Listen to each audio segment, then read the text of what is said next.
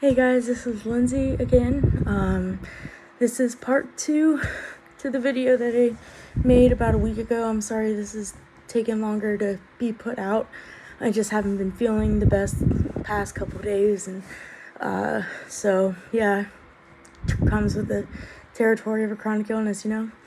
So yeah, as a disclaimer, if I look up to a different direction or right or left, usually means I'm trying to think something, and I still struggle with brain fog and concentration issues and stuff, so I might trip over my words or not think of something and have to backtrack. Just giving you a warning before I start telling, because there's a lot to it, and it's been a few number of years since I've gone through all this. And also, one of the medicines I take causes dry mouth, so you'll see me taking a drink of my water every now and again. So, have that out of the way. So, part 2 to where I left off. So I left off, I had gone through the part of how I got diagnosed and the earlier years and where I am, and now I'm gonna give you an update to what's going on now, what went on since Nemours, and kind of move along. So anyway, I kept seeing that cardiologist. His name is Dr. Cogavand at Nemours Children's Hospital in Orlando. Another doctor that is just amazing.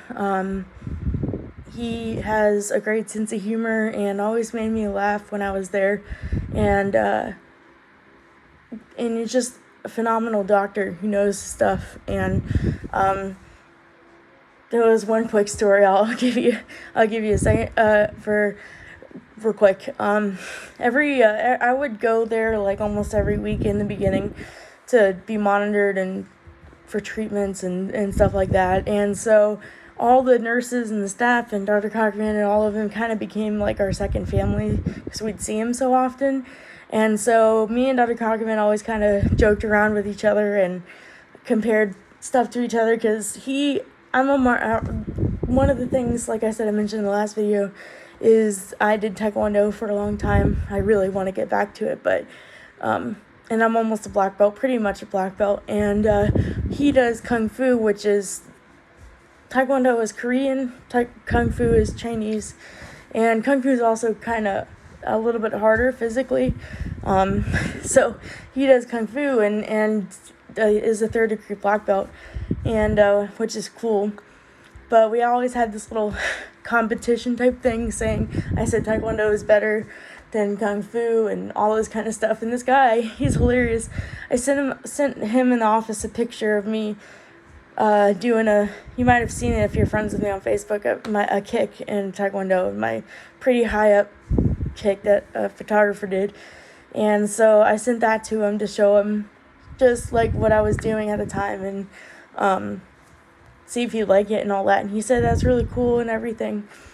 So the next visit we went to, because I'm telling we told my dad, usually be me and my mom who went over there, but my dad was asking, like, we told my dad, like, I'm like, they just love us, they love me, the staff does, they get all excited, and supposedly the nurse said they look for me on the schedule to see if I'm coming in, and if I am, they're just like all happy and stuff like that. Might have something to do with my mom making something, like baking some dessert and bringing it to them. She's a really good baker, and so she would always bring something to the staff, so it might have something to do with that and not me, but I don't know. But so yeah, they're so sweet, and we just tell my dad how much they love me and all this, and like how popular we are with them. And my dad just is like, no, that's I don't think so. He's like, I gotta see that for myself, you know. So he went with us to the next visit just to see what went on when I go there. And so we got checked in, brought back to a room, and I guess it was a newer nurse that I hadn't seen before had come in and asked me some questions, said my blood pressure, all that kind of stuff, and saw my name, and then also I told her, you know, about like I did Taekwondo, and then she went, and I'm like, what? And she's like, you're the one. And I'm like, I'm the one what? Like, what? And she's like, you're the one who I've been seeing. Like, there's a picture of you almost everywhere. And on this floor, there's a picture of you with that, doing that kick. And on the bottom, it says Kung Fu is better than Taekwondo. And I'm like, oh, I know who did this, But she was like, oh, that's you. And so I'm like, Dr. Cockerman. And so he comes in the room, and I'm like, you. And he stops. He's like, what? And I'm like, you know what you did? This guy printed out that picture, wrote on the bottom that Kung Fu is better than Taekwondo, and like placed it all over the floor, in the offices, on the doors, everywhere. And so he did that like as a prank or something to me. It cracked me up. And so when he came in the room, I said, what did you do? And he's like, I didn't do anything. And I'm like, I've heard you post or like put up my picture kind of around the, the floor and the offices. And he's like, yeah. So my dad was like, oh, wow, I see it now. You are really pretty popular. So that was funny. And he would always ask me, Dr. Graham would be like, do any golf lately? Play any golf? And I'm like, play any golf? He's like, yeah, because that's like better than Taekwondo and, pretty boring. And I'm like, oh. So I'm like, I got to think of something to like come up with that's more boring or, than golf. And I'm like, shuffleboard. And I'm like, so I told him, play any shuffleboard lately? So whenever I talk to him and the message for Nemours, messaging him for anything, we always ask, do you play any golf lately? Apparently shuffleboard lately. So it's a running joke, but it's cool that these guys can do that with you and make you feel, make you lighthearted as you're going in and doing this stuff. And I will say the children's hospitals and being in the kid world is so much better than the adult world. I mean, this place, Nemours, is gorgeous. It was like new in 2012, so we were there the year after it was just open. And I mean, bright colors everywhere, good big windows. There's a piano in the lobby that you can play. Like, the cafe is amazing.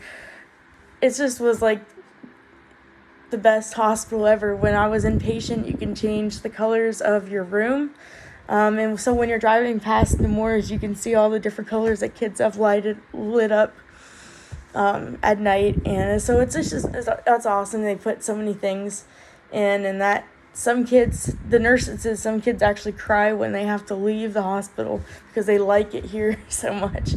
When I was in there for 5 days after my surgery, my intestinal surgery, they had put me in like a double room, occupancy room. We thought it was just like all private rooms, and it is. It's for if siblings get sick together. And so I that's awesome. But we got this ginormous room, and so I was there for 5 days, and instead of my mom having to sleep on that little uncomfortable hospital couch, they actually brought a bed to her. So we each had a bed and our own TV, and I mean, we were living the high life, after surgery, I can see why kids don't want to leave. But anyway, so yeah, the adult world is just kind of boring, and what regular hospitals look like. And then also it's hard to get a hold of anybody and them to talk to any doctors, talk to each other or whatever. It's tough, that's just life. But anyway, they couldn't keep me past 21. Obviously at 21 you had to leave, and I was lucky because they changed it to 18 right after I left. But if you go there, if you become a patient before you turn 18, they'll keep you until you're 21, and I would just made it like September of 13. I was 17. I was a couple months away from being 18, and they still took me. So I got in there just in time. Another God thing. And so we it was coming to the time like Dr. Cockerman we'd be treated once every week, then every 2 weeks, and like once a month, as the treatments went on and stuff like that. And so day comes when they told me like when you turn 21, you have to find a new doctor, because if you turn 21 and you don't have one, you're on your own. And the doctor that he recommended at the Mayo Clinic wasn't accepting POTS patients anymore. So we had to do some research, it was kind of tough. Like we asked a couple doctors around in Palm Bay and Melbourne, and one cardiologist said it was too confusing for him and he didn't feel comfortable treating me and stuff like that. So we had no luck and we were kind of panicking. And so somebody recommended a book called the Dysautonomia Handbook, which is kind of, like I said, a handbook for people with this, and it helps to know what to do with different symptoms and all that kind of stuff. But there's an interview with some doctors in the book. And one of those doctors was Dr. Trevino, and happens to be in Clearwater, which is, I was on the East Coast. If you go straight across the state to where Tampa is and all that, that's where Clearwater is. It takes about 3.5 hours to go there. So we thought about to call him.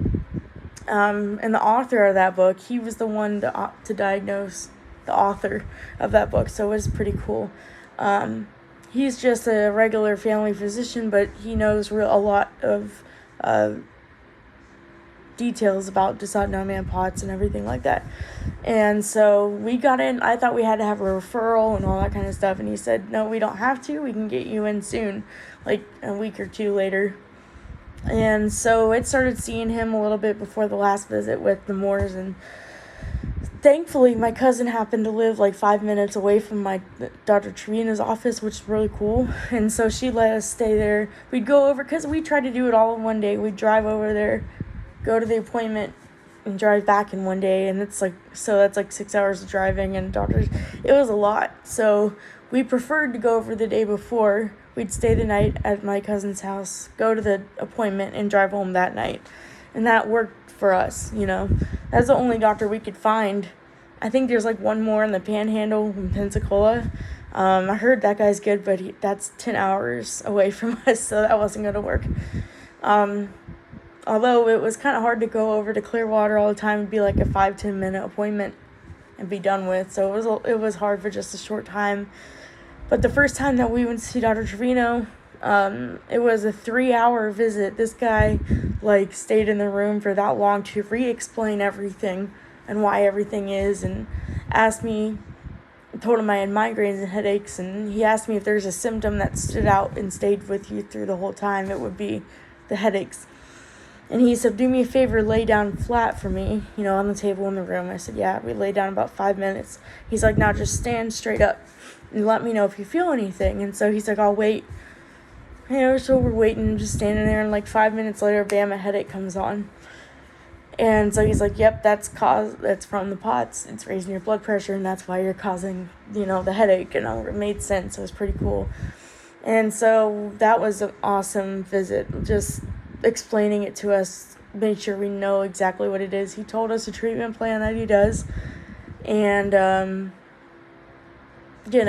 so Nemours read the last visit with Dr. Cockavan, and it was hard to leave Nemours, just because, like I said, they all became like family to us. We were there so much. Everybody was amazing. All the staff was amazing. Doctors, everything was amazing. And so it was kind of emotional for me, saying goodbye to him and then the staff that day. Gave me a hug, and I gave him a card, to thank him, and took a couple pictures, and it was sweet because Dr. Cochran was like, nope, you read my card. And he said, you know what? Nobody ever thanks me for this kind of stuff. And he was almost, I think he was in tears. And he's like, I'm going to show this to my wife. And it just made me kind of sad that people don't appreciate someone like him, or don't thank him, or don't tell him.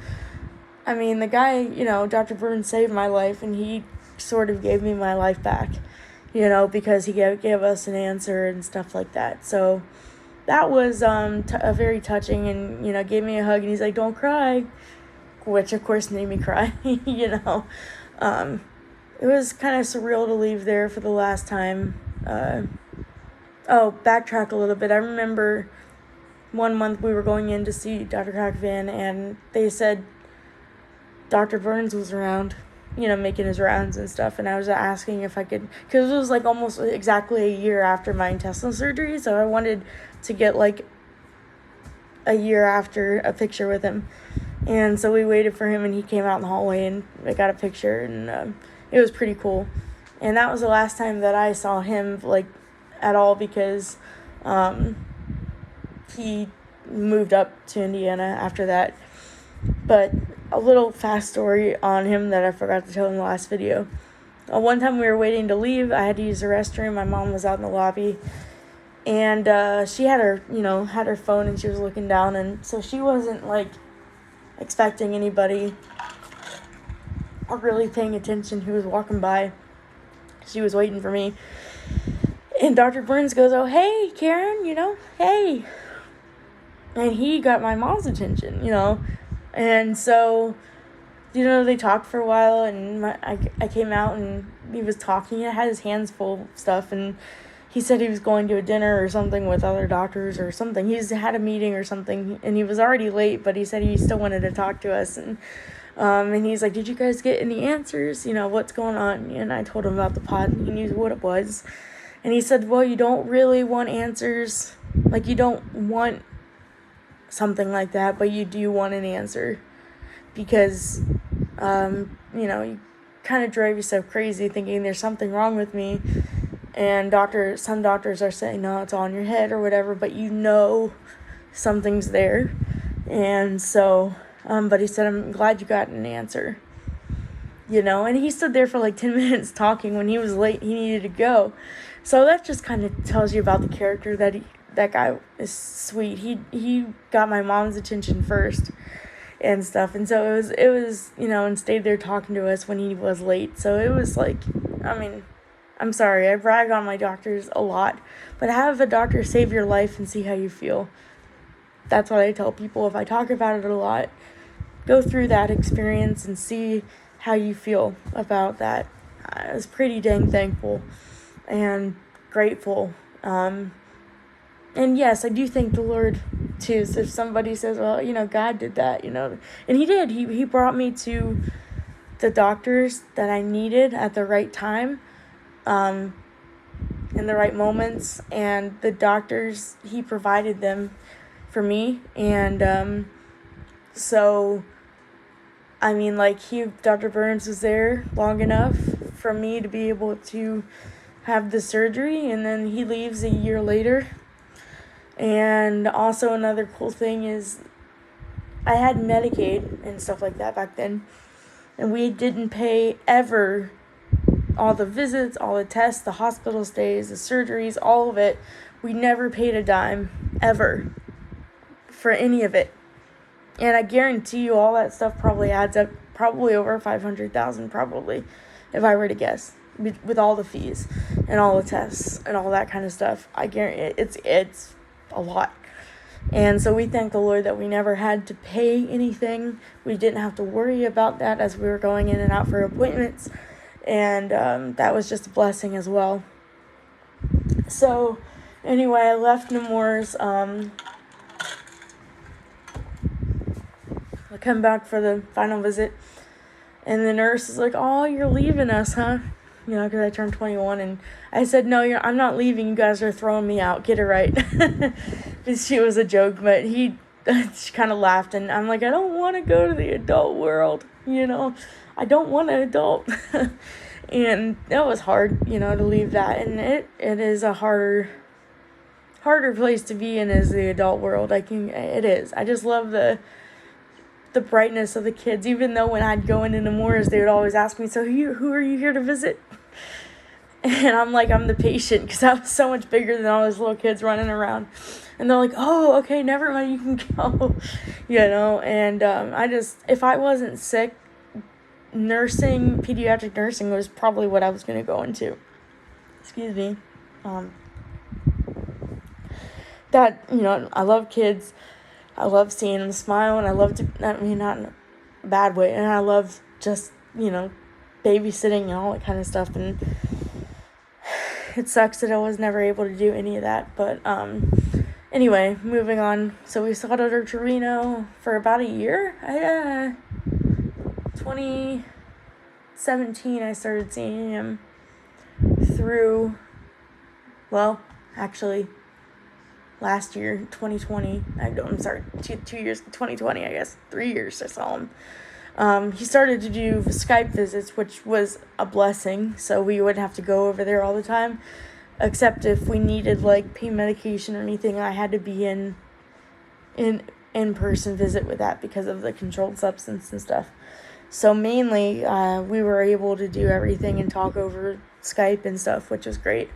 And he helped me some, he's a sweet guy, Dr. Trevino, and he has his own practice, and it was good, but, like, he wouldn't really, like, he gave me his plan once, which was, like, to, try to exercise, try to move, and all this kind of stuff, and medication, and he went over that, like, once or twice, and then after that, he was just kind of like, so what are we talking about today? What do you need today?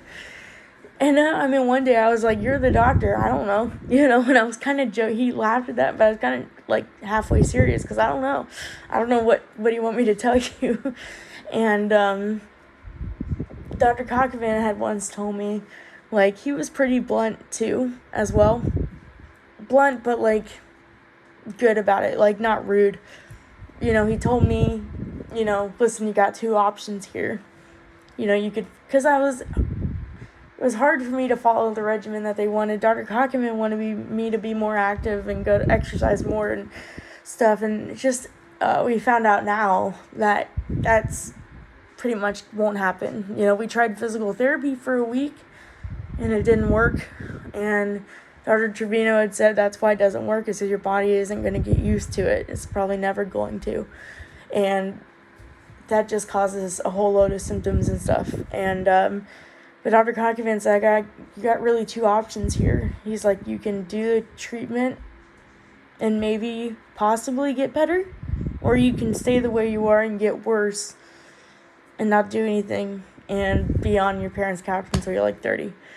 And so I was like, well, when you put it that way, I had to try a little harder, And I was on a roll the frustrating thing is whenever I would get, like, on a roll, being able to exercise, I got sick, and it would just cut off, hard for me to get over stuff. It was autoimmune. I have an autoimmune disorder as well, and so it's hard for me to get over stuff, easy for me to catch stuff, and I just kept getting sick and stuff, like colds and sinus infections and stuff, which made it harder to do anything the doctor wanted me to do, a lot harder.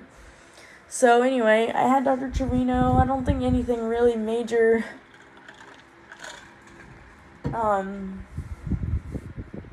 happened through those years medically. I'm going to start going into some my life personally, not medical stuff as well. Medically that settled down for a little bit. Oh, I started working at Kohl's in 2015. That's what happened. Because I was starting to get down a little bit and just sleep most of the day, stay up all night, and not in a good habit, just kind of down. And my mom noticed before I even did. She thought, you're getting into, you're depressed and you need to, like, be able to do something to look forward to, because you're kind of going down that, spiral, and it's not good. And, she always has an eye for that kind of stuff. Like, she knows her kid. And so, and she was right. I went through a little period of being pretty depressed, just knowing, is this going to be my life all the time? Like, it's kind of hard to accept when you're 20 years old and you are seeing your friends just go off to college and move on with their life and do all these things, and I'm stuck and can't even really leave the house for a couple hours to go to the store without being exhausted, and just felt stuck. I couldn't even graduate high school, and I had to get my GED. It just sucked, plain and simple. And it's hard to not compare yourself. Like, why couldn't I do this or this or this? But my one of my pastors, who is the principal of the school that my homeschool group had told me, because I told him what I really wanted to do and stuff. He's like, well, Lindsay, he's like, and I'll never forget this. He's like, Lindsay, you've gone through, maybe this is all to be all your health issues and stuff at the time, because I want to be a nurse if I was going to, which I'm not now. But he said, if this is all to make you a better nurse because you know what it feels like to be on the other side of things, like to be in the hospital bed and stuff like that, then to God be the glory. But if this is all just for God's glory, the health issues and the suffering and all, if this is all to bring him glory, then to God be the glory even more. And so that's always stuck with me. And I just think of, why do I have this, or why do I... And overall now, I kind of see why a little bit, maybe not completely why I have it, everything that I do, but man, like, now that I'm got a little bit better, not a little bit better, I'm able to be a little bit more active and stuff, and because Dr. Cockervan had said, like, in the last visit, he's like, I don't mean to offend you or anything like that, but the first time you saw me, you looked really sick, like, really bad. He said, you got those dark circles under your eyes, you were losing weight, your migraines getting worse, and it was just progression of the disease. And but he's like, now, you're about 80% better than you were when I first saw you, when I left. So that was a blessing. And I'm like, really? He's like, well, let me ask you this. Would you have been able to get a job back then, like 2014 or whatever, and hold the job? And I'm like, no. Would you be able to, like, be a little bit active and walk around and stuff like that? I'm like, no. And he's like, see, there you go. He's like, you're a little bit better. And so that helps. Listen, babe, I need that light on. I'm recording here, so I need the light on. Thank you. Sorry. Husband turned the light off. So you put it in perspective, like, listen, the little things, the little accomplishments, being able to go out somewhere in that day, being able to work a little bit, those are big accomplishments for me. That might not seem like that to other people, but for me, it was huge to be able to start driving. I didn't get my license until I was around 18, just because I was so scared. I was afraid of not being able to focus on the road, and I would get freaked out. Like, eventually this reaction would come on me if something small happened, because of the adrenaline and stuff going through my body, that fight or flight mode. If like a bottle dropped or something, the reaction would be uncontrollably like that. It would make me jump like that. And my bout drove my family crazy, because that's how, I reacted to, like, everything. And it was involuntary, and I hated it. I could not stop it. And thankfully, they found a medication within a week or so that calmed that down. So, like, it was a blessing, that kind of thing. And so the little accomplishment, that's why I felt like I couldn't drive, because I would be too nervous, and I was just scared, because of that. And eventually I said, well, I'm going to just try it.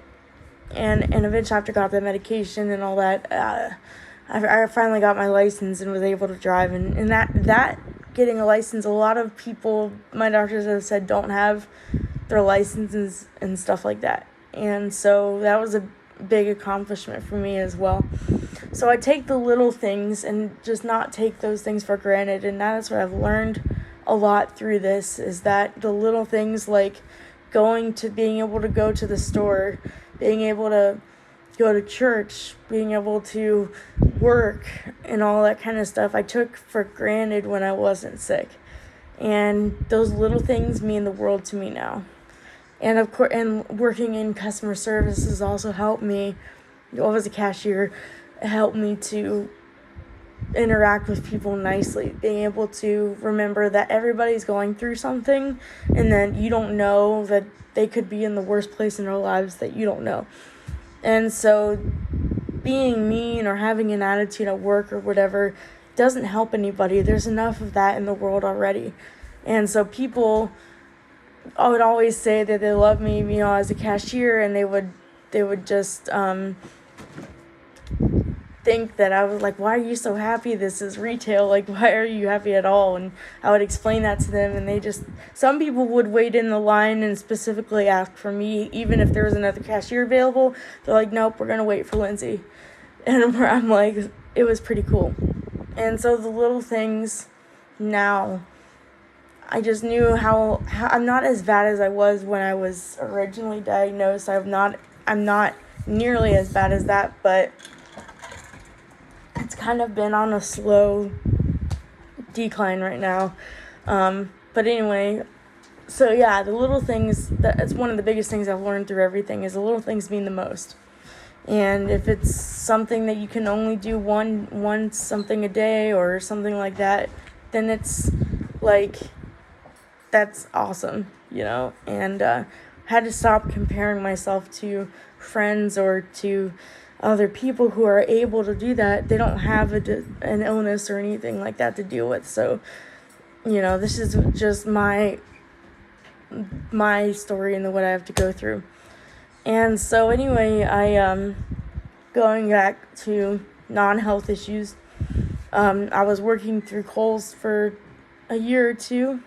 I got a job, I think it was 2015, and then my first day was Black Friday, so they kind of threw me to the wolves.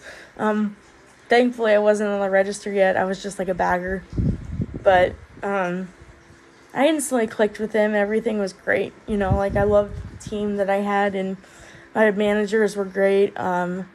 They were super nice to me. I have a manager that he was just like, we would joke around and all that kind of stuff, and it was just a camaraderie that was great with the team that I had in the beginning. And he left to go retire, to go to a different store to retire closer to his family, so that was hard, but yeah, I was able to work probably around 20 hours a week, which wasn't a lot, but it was a lot for me. After about 4 hours, that's usually when the time would be like, okay, this is about as much as you can take, or 6 hours at the max. The only time I would do more than that would be like during the holidays when they needed me like really busy. But they also let me, the doctor wanted me to be able to sit down, not be on my feet the whole day. So thankfully that they I had to get a doctor's note, and then they let me have a stool, which helped. They really did work with me through those years. So I was thankful. And then as the road went on over, I was like around 2015 or 2016. This is getting more into like my personal life and stuff like that. I was at church, and I'm not going to give like specifics or names or anything like that with this, just to protect this person's identity, and he asked me not to, so I'm going to honor that and stuff like that. So I'm just going to give you a little story. I wasn't dating at all. At that time I was about 20 years old, so I was still kind of young, never had a boyfriend around that age. We were, like I said, I was raised in a Baptist church, which a lot of people think Baptist, and they're like, oh, strict, like modesty and all, and it was sort of like that, but not really. It wasn't really that strict or anything, but my parents had some, expectations and rules and, stuff like that. So I wasn't looking for anybody at the time, and or like looking to date, but I thought, I just thought if someone came along, then I would, see what to do then. But what my pastor used to say, he's like, don't focus on finding the right person, focus on being the right person, and the right person will come to you. So I was like, that's a good quote, that kind of stuff. And so I met a guy at church, and like I said, I wasn't looking really to date, He's older than me. And that's the thing that I kind of like, people who are older, and my husband is older, and so I might get a little bit of judgment for this, but that's just how things went. How old everybody was, and he was 40 years older than me, which I didn't know he was that old when I talked to him. I honestly thought he was in his 40s, like, really. And he just, I just saw this guy who was around, like, on Wednesday night services. He was there early, and I would help in the nursery, and he would just say, hey, hi, or what's going on, or, that kind of thing. And secretly, I just started thinking, man, he's kind of cute a little bit, like that. Trying to think if it was normal to feel that way about someone who was that much older. But I really don't, to me, I don't see age. I see personality. I see if they're a believer, all that kind of stuff. That's more my focus. Like I said, I wasn't looking for a 60-year-old to date. At that time, I really wasn't. But I decided to, ask his name. I didn't even know his name, and so I told him, he asked his name, he told me, and he asked me what my name was, and I said, Lindsay, and he's like, well, how am I going to remember that? And I'm like, well, I don't know, So we left, when the classes started Wednesday night, and he came up to me after church, and he's like, I know I'm going to remember your name. And I said, why, what's going on? He's like, you remind me of Disney, your personality is very bubbly, so I'm going to sing you Lindsay Disney, I'm going to do that. And I'm like, wow, that's kind of cute. I'm like, okay, thank you. He's like, I'll see you later. Bye. And he's kind of quiet, that kind of thing. And so, I was like, okay, whatever, bye. But, I'd see him around more and more. And, long story short, I, ended up liking him. And we went out once or twice. He had asked my father if, we were kind of traditional. My dad asked if we could take me out to coffee one time, and for some reason my dad said yes. It was just like, I didn't think he was going to say yes. He's like, yeah, sure, okay, and we ended up just talking for 3 hours, and and so he picked me up from work, and we went out to coffee, and then we I just remember he telling me in the car, he just looks over, he stops, he says, you're beautiful. And I just thought it was so sweet, and so he brought me home, and he met my parents and stuff like that, and they were fine, and he left, and it was okay. But I didn't know this, but the radar was already going on, and my dad was like, I'm just gonna keep an eye on this, and stuff. I'm his only daughter, I'm the only girl, I have an older brother and me. And so, the daddy-daughter protection, I'm gonna, be on you, and, that kind of stuff. And, so, we did a couple things together. I think we went out to ice cream a couple times or something like that. And, I sat with him in church a couple times, and it was just, there was so many stares, and everybody's, looking at us, and, somebody, I think, had told my parents, I think, about it, and of course my dad didn't like it, and so he I forget what all the order of what everything happened. This, like I said, it was back then, it was a while. And so things continued, and basically they told us not to to avoid each other at church, basically, because they had told me that it's wrong, I don't, we don't want you doing this. Parents didn't like it either, because they didn't like it. The church was like, okay, your parents are right, you're under your parents' household, follow them. Well, me, I also, a little side note, I wasn't the best, I was pretty disrespectful to my parents at that time. I did a lot of sneaking around, just lying, and so their trust was broken. I'd say I'd go to work longer, and he would come into the store or whatever. It was just I would hide a lot from them, and so trust was always broken, and they couldn't trust anything I said. I don't blame them. I was, I was kind of bad back then, and I look back at it now, and I shouldn't have treated anybody that way. And so anyway, fast forward, they told us not to look at each other, don't go near each other or whatever, and he was following the rules, but I'm me. And I would constantly try to text him or give him a note or something, and I'd always get caught. Every time we'd always get caught, everything would get caught, and so it didn't work out. Eventually he told me that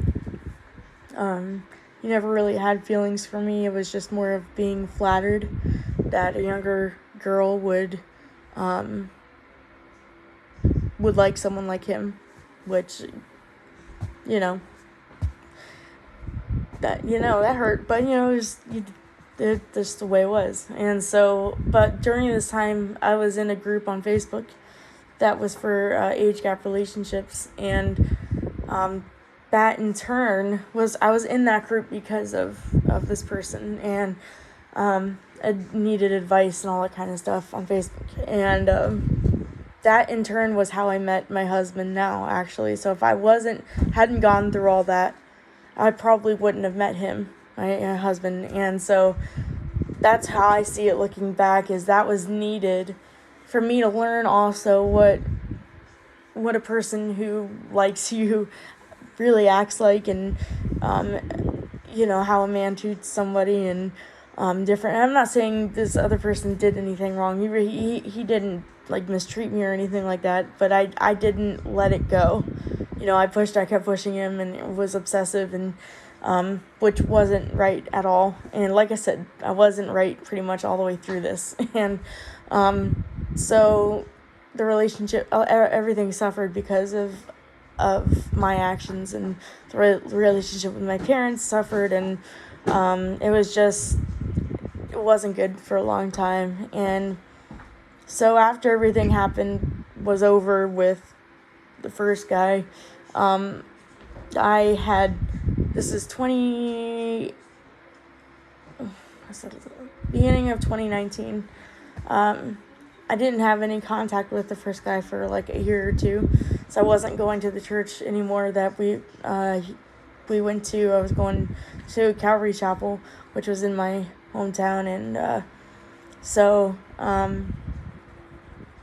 anyway, I made a post or something on the age gap group, and my husband actually liked it or something like that. I forget exactly. I think it's because he liked the post or something. And I went to his profile. I kind of checked everything out.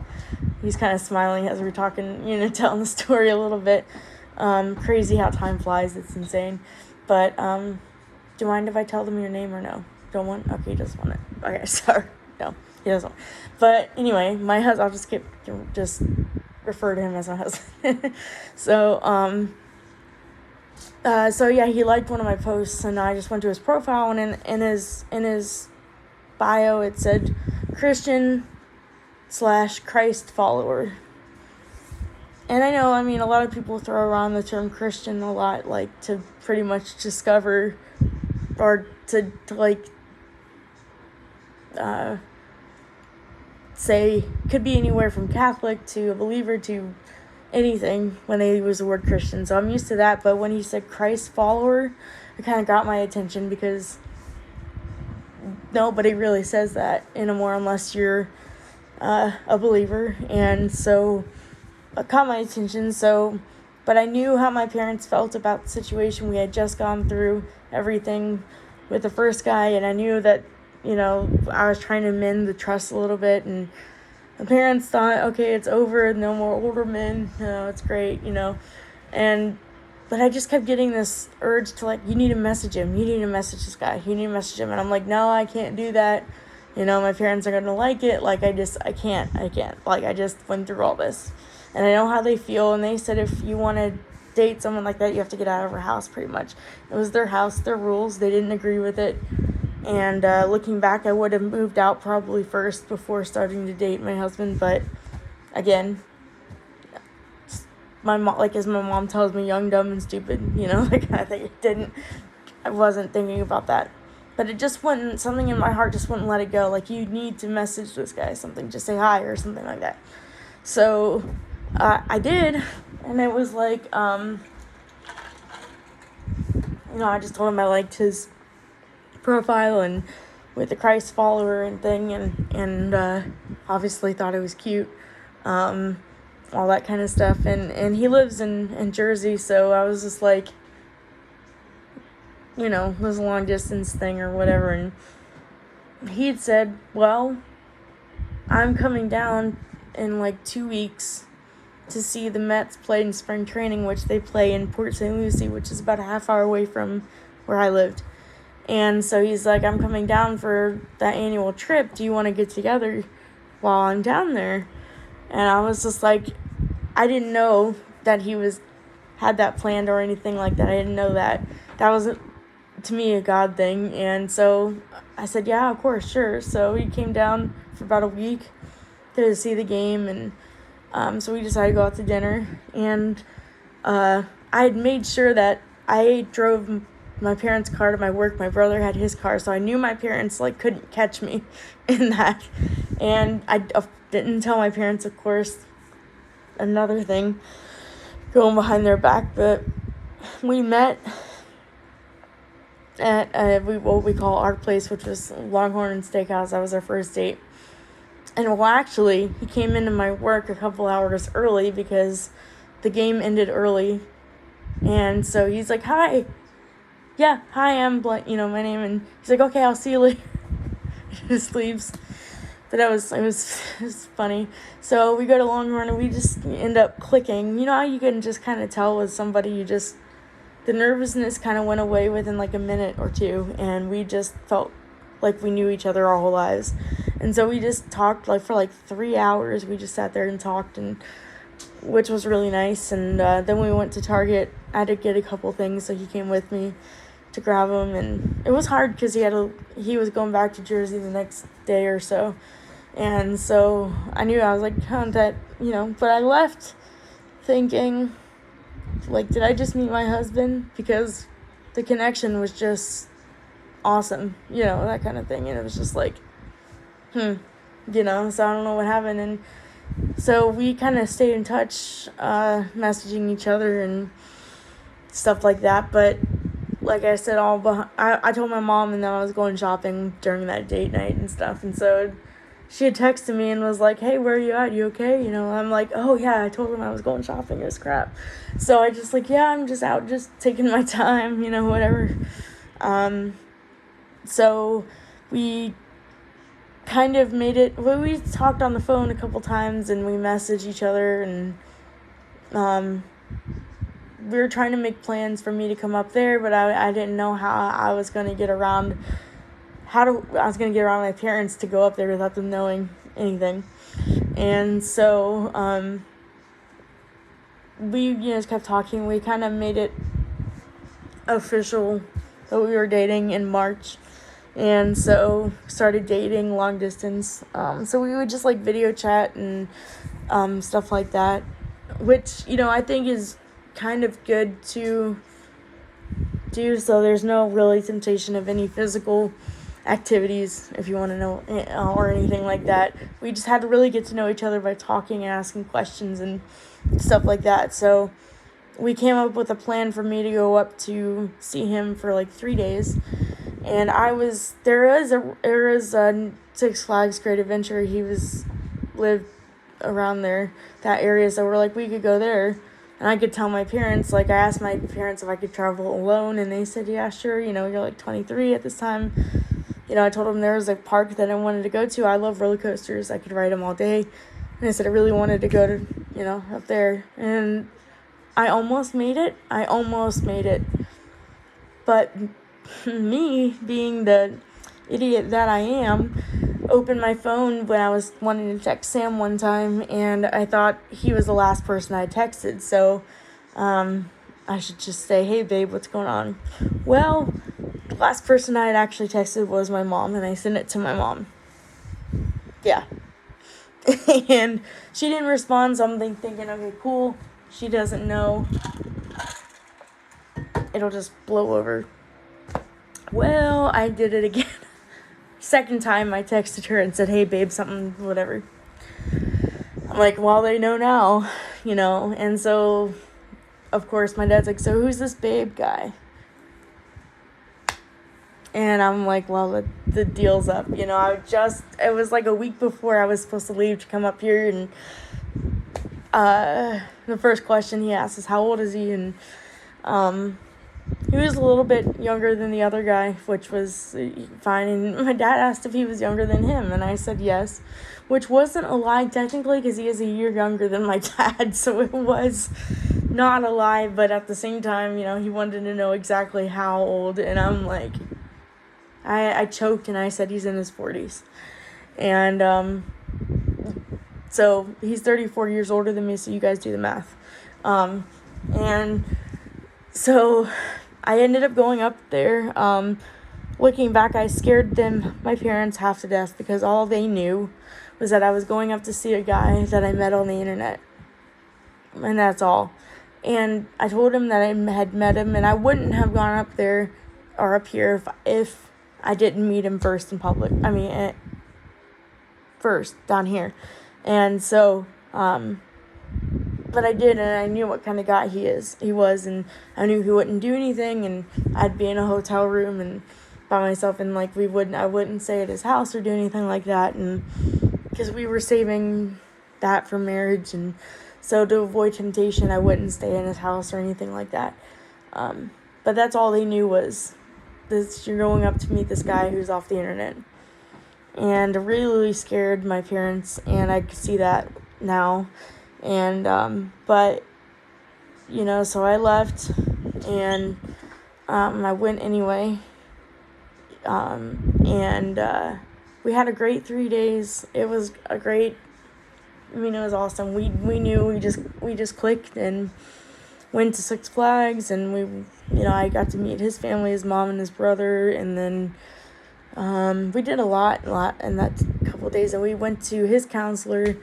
My husband is on the autism spectrum. He has Asperger's, and very low, high functioning, very low, but it's still, you can kind of see it a little bit. And so he has been with this certain counselor, this Christian counselor, since like 94, so it was like before I was born. So this guy knew him better than I did, and so we went to see him, and he gave us really good advice. And he asked me if you know what this is or what that is, and he's like, you guys should research each other's thing, because me research Asperger's, him research the POTS and stuff like that, so we know what we're getting into, and so when he also told me, Lindsay, he's like, I'm letting you know that your life is not going to be the same once you go down there, once you go back home.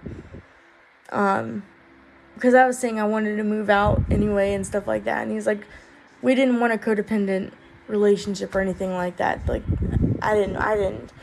And so the counselor was like, you need to be able to stand on your own 2 feet. You need to do this by yourself, find a place and move by yourself without, like, Sam, he doesn't exist. Don't even think of him. Because, like, if something happens with you guys and you, like, break up, how are you going to be able to know what to do in that situation? So you need to do this by yourself.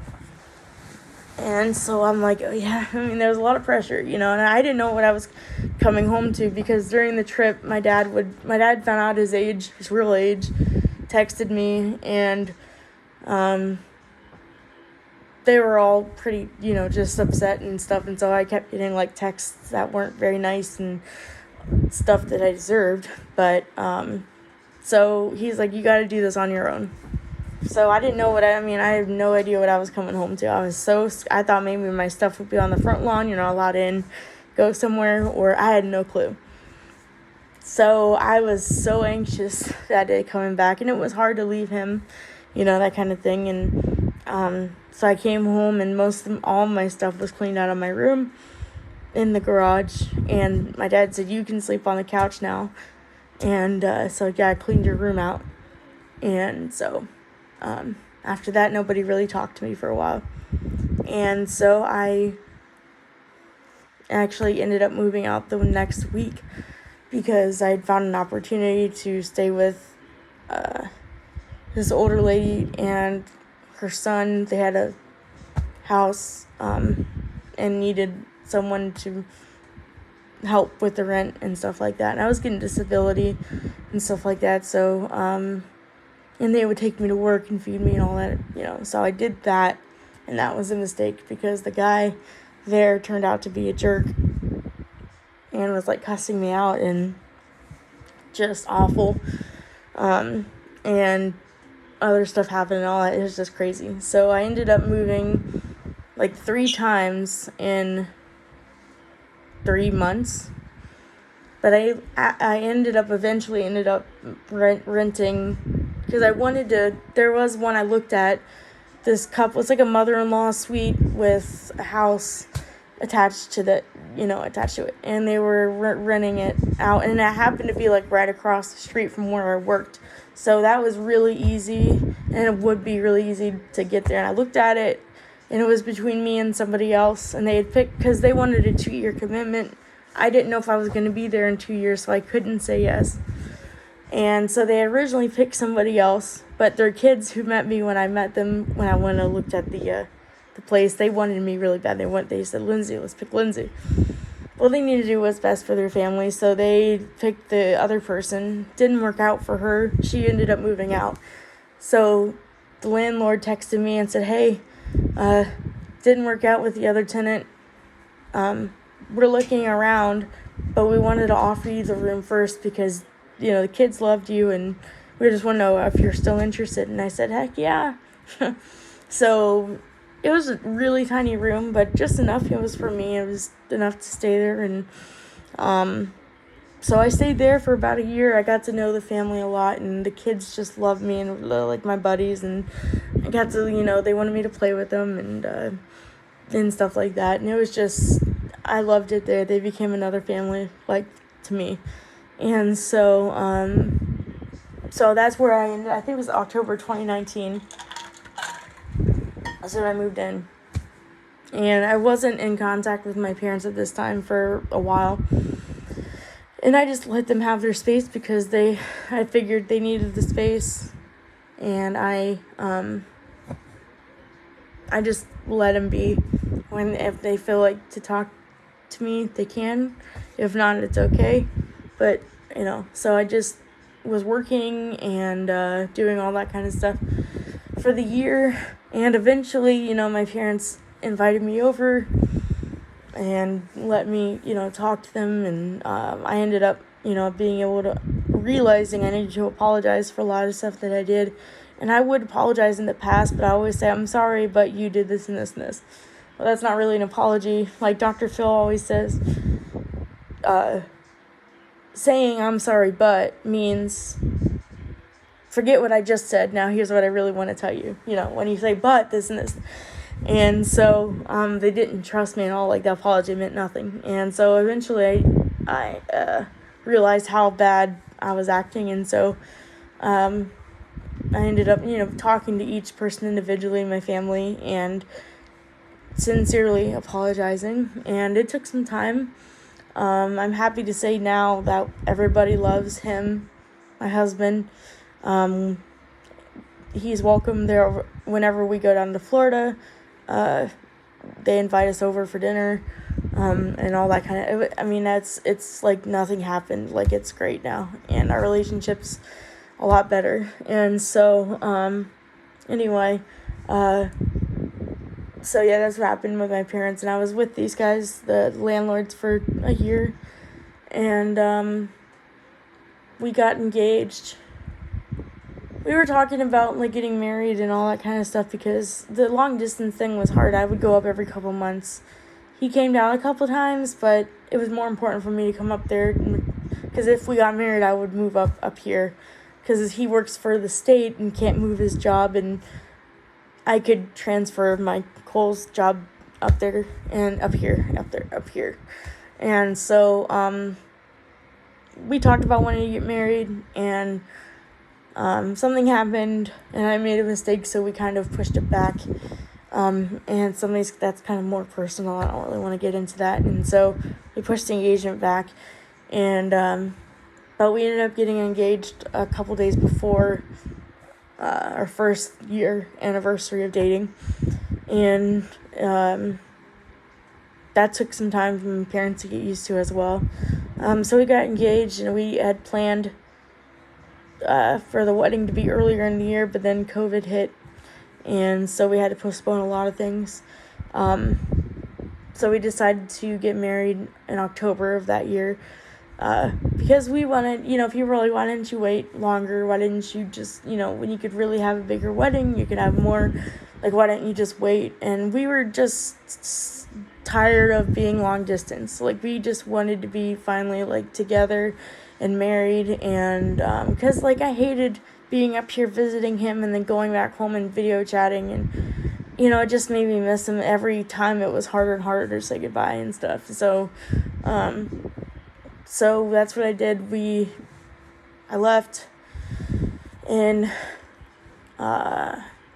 October, and it really hit me that it was real when I bought my first one-way plane ticket, and not, a round trip to come back. So that hit me that I wasn't going back to Florida, at least for the time being. So we got married October 23rd of 2020. The really neat part is I didn't know how I was going to get my stuff up to Jersey, because, shipping it is really, really expensive. Flying it is expensive. Driving would be a long drive. From Florida would be about 15 hours or so. So that would be hard. My husband originally came down to Florida. He wanted to visit the church I grew up in, so I brought him there.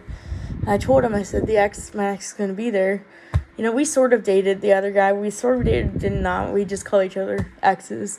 And I said, you sure you want to see him, And he had heard about this guy a lot, so he really wanted to meet him.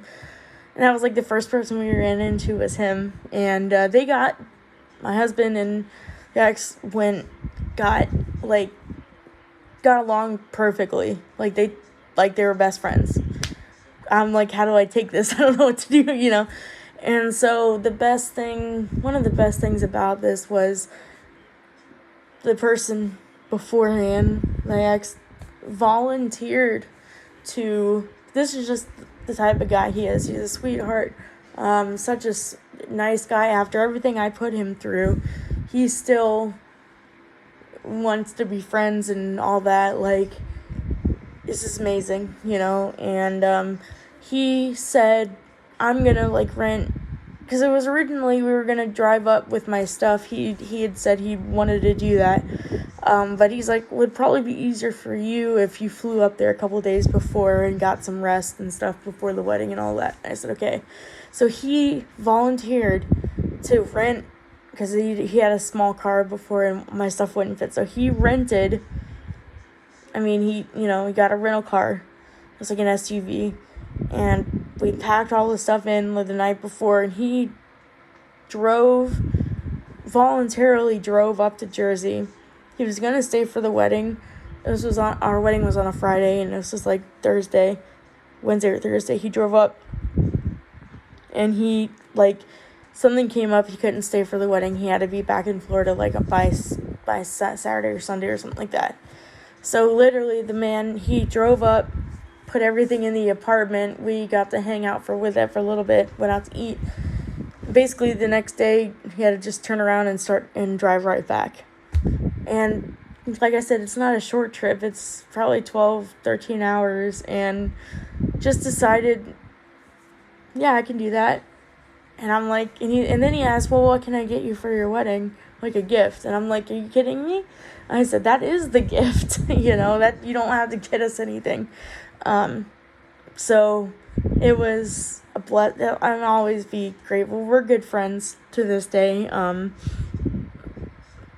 I always prayed that it was gonna get to that way, full circle. We've become more in contact, not because I like him or anything. It's just I mean, he's a sweetheart of a guy, and we just, we're still really good friends. Like, was basically like my first love, pretty much, and so I love him, but I don't love him in a romantic way, if you guys kind of get that idea. Obviously, because I married somebody else, but we're good friends with him and everything, and it's awesome that happened. And so, yeah, we got married October 23rd, 2020. Our pastor did our wedding. We invited like 10 or 12 people. Husband doesn't like large crowds and all that kind of stuff because of his Asperger's, and we couldn't because of COVID and everything like that anyway. But even if we could have, he wouldn't have wanted it. So we had just about the right size people to be there. We had a little reception. We got to dance. We did our first dance, and it was nice. It was great. And we also live streamed it, so people who couldn't be at the wedding would, family and friends. We had like 80 people watching it, which is great, from all over different states. And my dad wasn't comfortable in coming to the wedding. My mom was going to come, but she got sick the night before and really couldn't move with like a stomach bug and stuff. And so one of the ladies at the church stepped in and helped me helped me get dressed for the wedding and everything. And that was also a blessing because I didn't know what I was doing. So I had to plan a wedding, move my work, everything that goes along with my doctor stuff and all that, during that pandemic. And so that was hard, it was a lot of stuff. So that's why I didn't really want a huge wedding, because that was a lot more planning and a lot more money, and it would just, he preferred not to. It would make him uncomfortable. And so, we didn't. We just had that wedding, and it's on YouTube as well. So if you guys want to see it, let me know and I'll send you a link. But so yeah, we got to do that, and we got to live stream it, and it was a great day. And we decided to go to New York because we're like an hour away from New York City by car and by train. But we couldn't really go on a bigger honeymoon because everything was still closed and stuff like that. But I always wanted to stay in one of these fancy hotels. You get the robe, you get the champagne, you get all that kind of stuff. I just wanted to try that. And so my husband's like, we can do that for 3 days at a more expensive hotel, or we can do a lower expensive one and do a week. I'm like, well, let's do the expensive one, So we stayed at that one of the Trump hotels in Central Park, and we could either have the city view or the park view. We chose the park view, but we still could see the city. We were on the 7th floor, and it was gorgeous. They had the room made up for us and had a card that says congratulations to the new couple, and gave us a bottle of champagne for free, and was just awesome. I loved it. The city was gorgeous. You could see at nighttime it would just light up. And so we did a couple things on the honeymoon, and we went out to dinner. They had a restaurant right next to us and to the hotel, and a nice restaurant, and they put us in the best seat of the whole restaurant because of our honeymoon. And it was a little half couch type thing with the table, so it was really nice.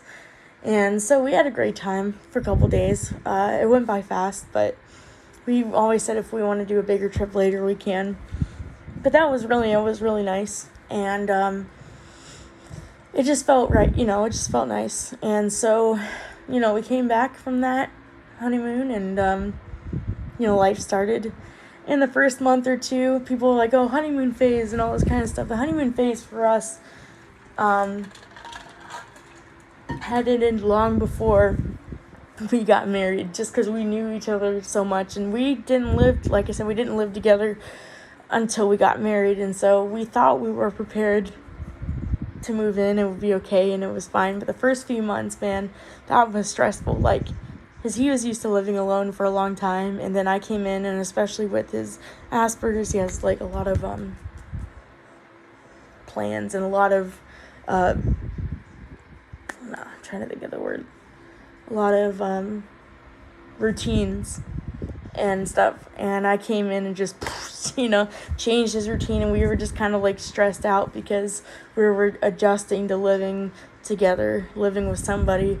I couldn't turn him off at night because we would talk in the evenings and we'd just turn each other off.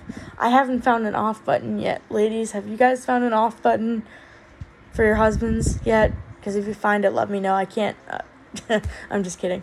But so yeah, it was a big adjustment. Thankfully, our counselor was still there, and he wanted to counsel us for a while, and it was nice. He was great to have.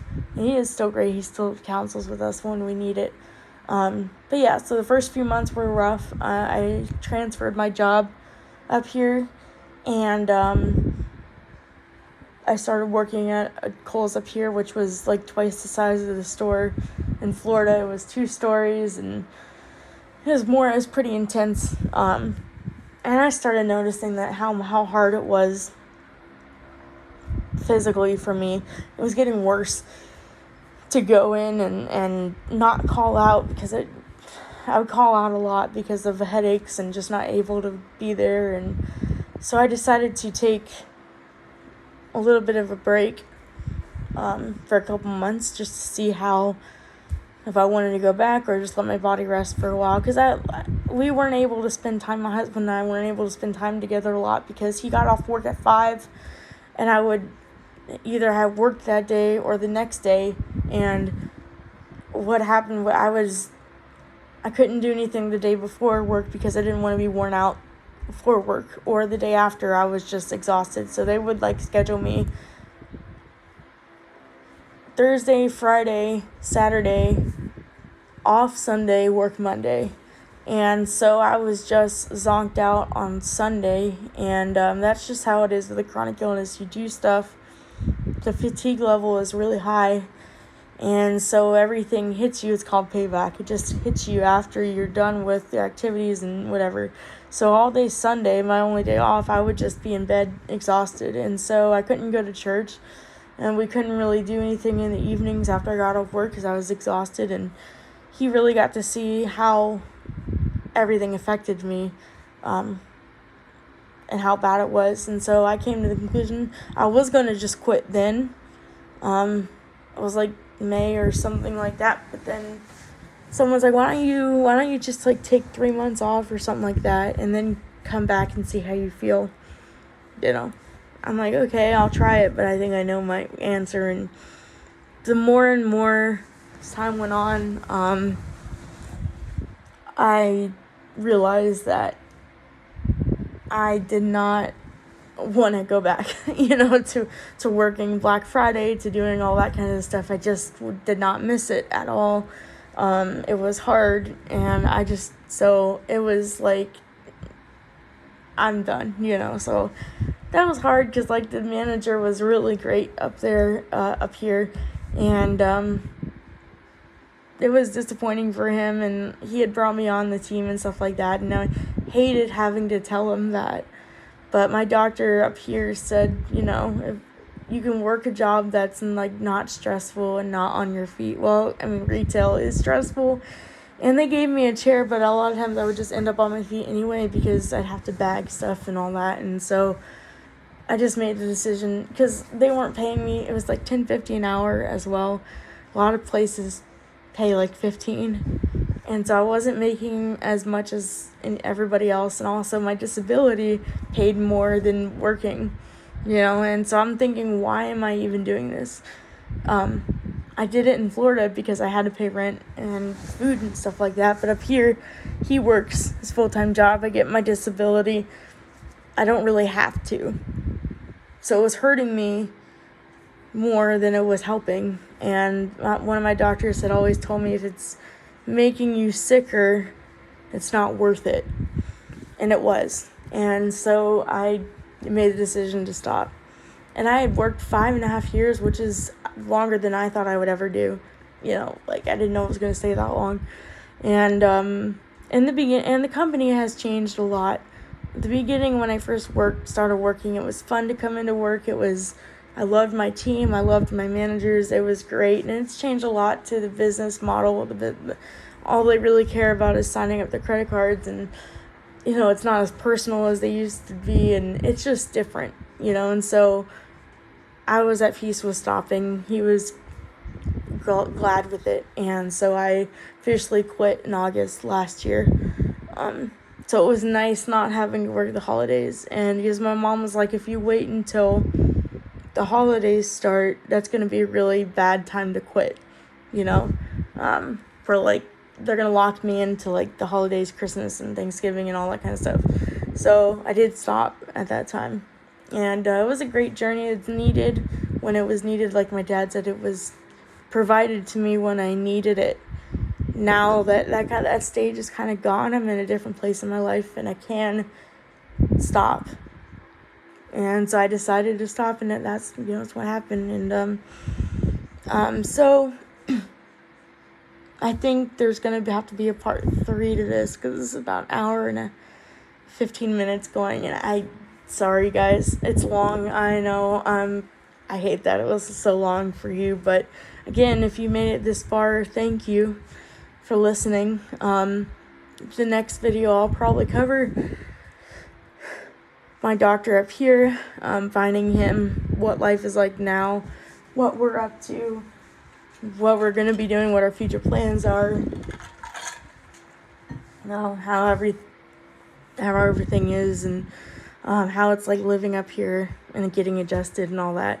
So, like I said, I could keep going, but it's going to end up to be like a 3-hour video. And I don't think I'm that interesting to listen for 3 hours. So, but yeah, so I appreciate y'all for the love and support you guys have given me on Facebook and different stuff. Without your guys' prayers, I don't know where I would be.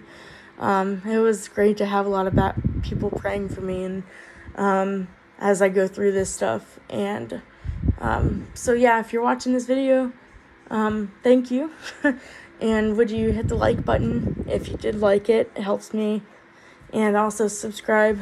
And also give me some ideas after I get done telling my story and stuff. What do you guys want to see? Do you want to see Q&As? Do you want to see my husband would come on? Do you want challenge videos? I don't know. What would you guys like to see? Just let me know if you have any suggestions, as well as channel names. I still haven't come up with one yet. I'm really bad at this kind of stuff. Really bad at thinking creatively and stuff. Yeah, just let me know if there's anything specific that you want to see or you want me to cover or something like that, and I will try my best to get to it. But yeah, so thank you again, and I hope you guys stay blessed, and I'll see you in the next video. All right, talk to you later. Bye. Stay blessed, y'all.